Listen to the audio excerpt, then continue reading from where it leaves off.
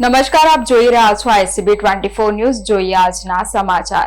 વાઘોડિયામાં one વિભાગની મોટી કાર્યવાહી સામે આવી છે. વાઘોડિયામાં ખેરવાડી ડુંગર પાસેના વિસ્તારમાંથી વન વિભાગે ગેરકાયદેસર થતી લાકડાની ચોરી ઝડપી પાડી છે અને મોટો લાકડાનો જથ્થો કબજે કરવામાં આવ્યો છે.